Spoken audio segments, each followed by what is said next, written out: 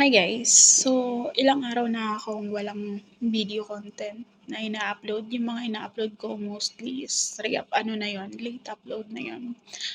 At ang dami kong gustong gawing reaction video pero hindi ako makagawa kasi nga na-busy tapos na-hospital nga ako at medyo okay na ako ngayon. Pero masama pa din yung pakiramdam ko.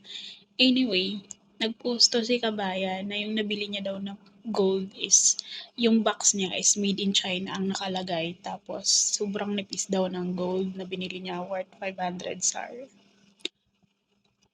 Set kasi siya. Sa mahal ng gold ngayon lalo na dito sa KC guys, yung 500 SAR, yun yung pinakamaninipis na klase ng gold at parang pambata lang siya, gano'n. Maninipis siya tapos magagaan, lightweight ba kung tawagin. At yan yung nabili ni kabayan. Tapos akala niya is plastic lang siya, pinold niya. So sobrang hindi ko maintindihan kung maaawa ko sa kanya o matatawa. Kasi gano'n talaga, huwag kayong mag-expect na yung mga gold na worth 300 SAR pataas na like 300 SAR to 500 SAR is yun yung mga gold na maninipis, mga lightweight. At yung mga 1,000+ na klase ng gold, siguro yun yung mga medyo matitibay. Mga lightweight lang kasi yung mga set na ganyan klase ng gold dito na 500, 600 below. Mahal na ngayon yung gold, tumataas siya buwan-buwan. Parang buwan-buwan nag-a-appraise yung price niya. So ayun, mag-ingat tayo sa pag-check. Dapat alamin natin at humingi ng resibo kung kailangan. Pero kasi pag humingi ka ng resibo, ang alam ko may tax.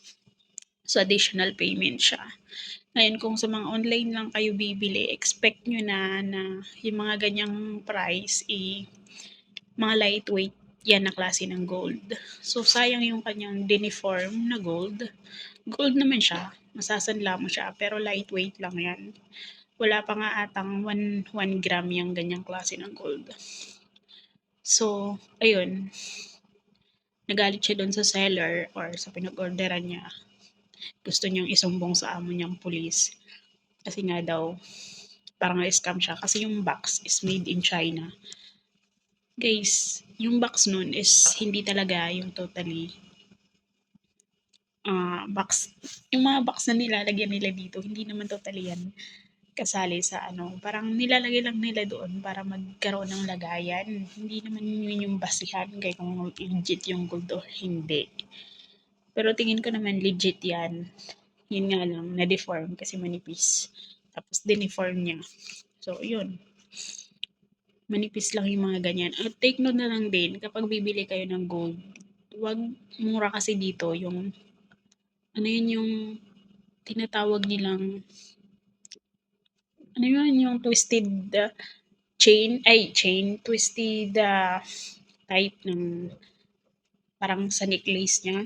Kasi bihira na yan matanggap sa sandaan kasi mabilis yan maputol lalo na kung maninipis. So, yun, parang advice na lang din sa inyo. Huwag kayong bibili ng gold na rope chain. Yun, rope chain. Yung tawag. Huwag kayong bibili ng mga gold na rope chain yung style. Kasi yan yung mga rope chain ng style, mura yan. Kasi hindi na po yan tinatanggap mostly.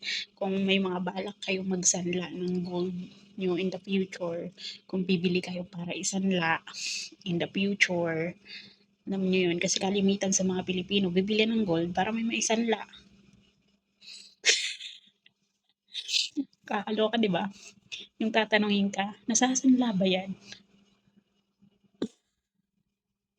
Okay, so mostly sa mga Pilipino is bumibili ng gold para may maisanla. Unang tanong yun lagi yung ano, initiate. Kung gusto niyo ng gold na maisasanla, huwag kayo bibili ng rope chain na gold na ano, kwintas. Kasi mabilis maputol yun at bihira ang tumatanggap nun sa sanlaan. Kasi nga mabilis maputol siya, lalo na kung maninipis.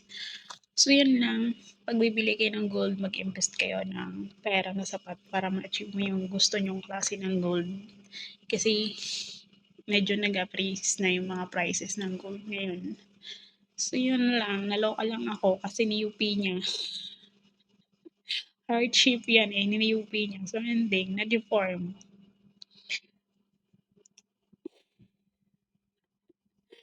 Yun lang. Thank you for watching. Bye.